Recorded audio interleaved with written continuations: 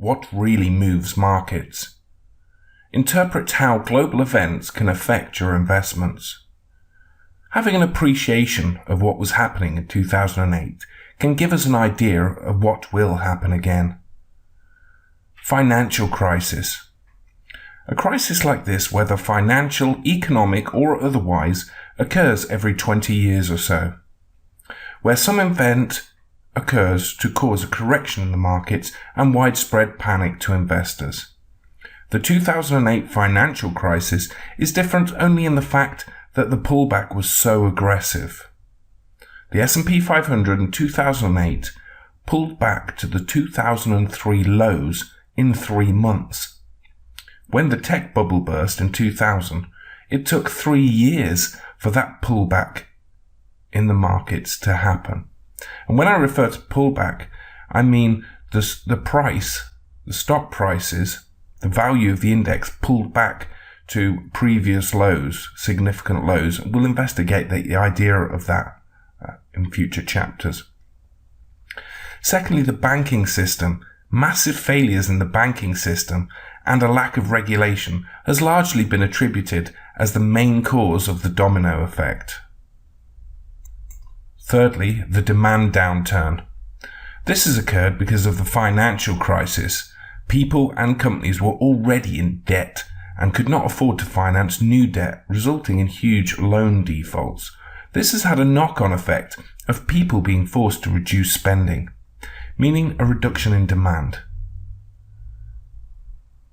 Also, an increase in unemployment. As demand reduces, so we need less jobs to make the products that nobody wants anymore, thus increasing unemployment. Developed world debt. The developed world has already taken on too much debt before the crisis, and now, led by the US and the UK, has taken on a lot more new debt to finance stimulus packages to kickstart the economies and create jobs, or attempt to create jobs.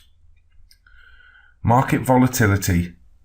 Stocks and shares became extremely volatile during the crisis. This tends to happen when people get too emotional, and we experience these emotional extremes of panic buying and panic selling. So what happened in the market? Here you can see a chart with trend lines. Using trend lines allows us to see the direction of the market and when the market breaks its current trend. We will learn more about drawing trend lines in a future chapter.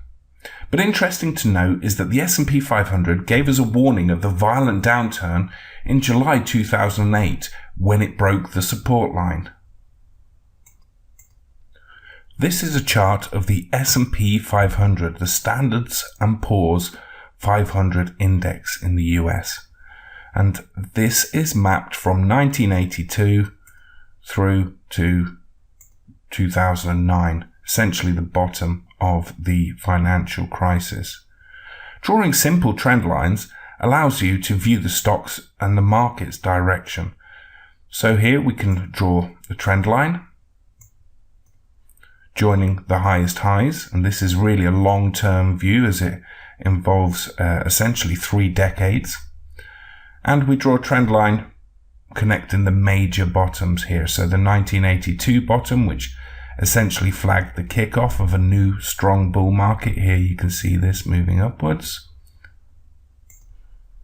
The move from 1982, driving all the way through to the crash in 1987, and then powering onwards and upwards through to the year 2000.